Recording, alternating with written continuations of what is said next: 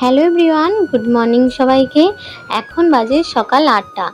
এখন আমি ফ্রেশ হয়ে নিয়েছি আর ব্রেকফাস্টও সেরে নিয়েছি। আর দেখলাম খুব সুন্দর রোদ উঠেছে, তাই ভাবলাম আজকেও কিছু শাড়ি আজকেও রোদে দিয়ে দিই।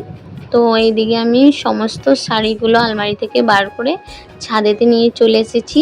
এবার একে একে সমস্ত শাড়ি একটু খুলে খুলে আমি তারেতে ভালো করে মেলে দিচ্ছি। এদিকে ভালো করে সুন্দর করে রোদ দিয়ে দিচ্ছি। তো রোদটা পেলে শাড়িগুলোও একটু নষ্ট হবে না। আর ভাদ্র মাসের রোদ এমনি শাড়ি কাপড় চোপড় তো রোদে দিতেই হয়। আর তাই ভাবলাম মেয়ের পুতুলগুলো আজকে একটু রোদে দিয়ে দিই। তো মেয়ের পুতুলগুলোও নিয়ে চলে এসেছি ছাদেতে, এরকমভাবে মিলে দিলাম। একটু রোদ পাক, আমি সেই সময় এসে নিয়ে যাব, সমস্ত কাপড় চোপড় গুছিয়ে নেবো লাস্টে। তো এইদিকে আমি নিচে চলে এসেছি। আর এদিকে দুই মেয়ে তখন ঘুমাচ্ছিল। তো দুই মেয়ের জন্য খাবার আমি রেডি করলাম। বড় মেয়ের জন্য দুধ আর ছোটো মেয়ের জন্য চিড়ে সেদ্ধ। আর সকালে উঠলেই খিদে পেয়ে যায়।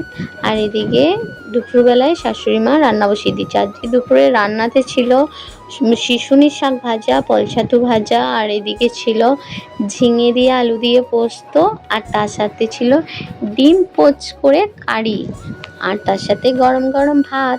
এদিকে রান্না করুক, আমি ছাদে যাই। আজকে কত ছাদে কাপড় জামা মেলা হয়েছে। আজকে খুব একটা রোদ নয়। কত পুতুল, কার পুতুলগুলো? সব পুতুলগুলো কার? ছাদটা খুব গরম হয়ে গেছে, পাটা পুড়ে যাবে, তেতে যাবে। জুতো পরে আসলি না?